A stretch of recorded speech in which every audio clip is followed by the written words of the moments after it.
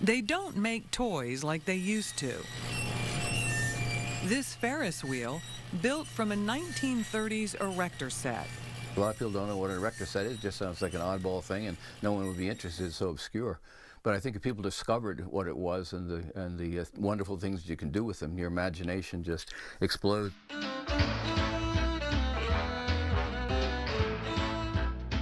Ken Weinig calls the inventor of the Erector set, A.C. Gilbert, America's greatest toy maker. No one else can compare to him in terms of the influence and the breadth of his collections and the number of people that emulated his example. Ken owns one of the world's largest collections of Erector sets and other building toys, a large portion on display in his basement-turned-museum in Rumney, and homage to Gilbert.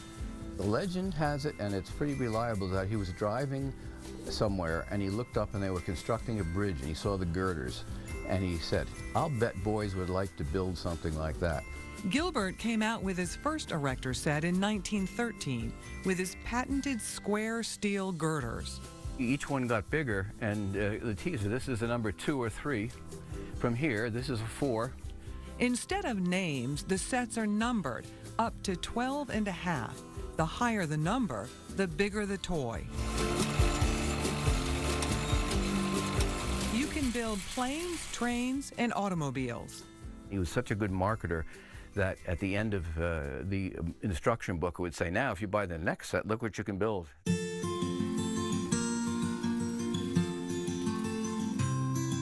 Ken was hooked as a boy. His first set, a 2.5, later a 7.5. As he grew older, toys gave way to grown-up gadgets, and he never thought about Erector sets again until 30 years later at an auction. There was an Erector set there, and it was like lightning hitting. And I said, "Whoa, I've got to buy some more of these." He was hooked all over again, this time as a collector. I would go 100 miles maybe and wait all day to get one Erector set at an auction, then come back. And then the miraculous thing happened called the internet and eBay. So I might have wasted a whole day getting one medium Erector set, and now I go on eBay and there are 3,000 of them at one time. The internet made the hunt easier, but it also torpedoed the prices. It's almost all the metal red box sets, which once were rare. eBay has exposed what the market is, and the prices actually have come down. I have a set that the 12.5 Erector, which is the biggest post-World War II set, those sets used to sell for 4 figures. You couldn't buy one for less than $1,200 or $1,000. Now you can get them for $300 and $400 in very good condition.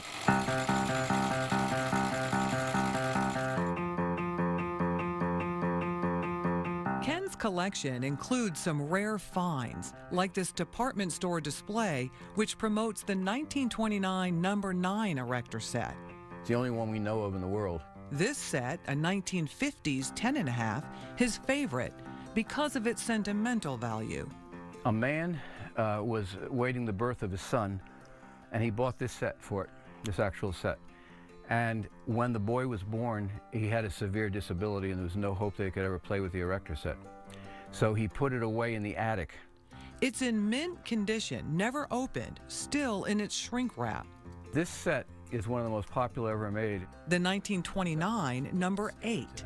You could build a Zeppelin if you follow the instructions in the original manual. Zeppelins were fairly new then, and they were a popular mode of transportation until the Hindenburg blew up in '37. A.C. Gilbert was quick to produce Erector sets that mirrored the times.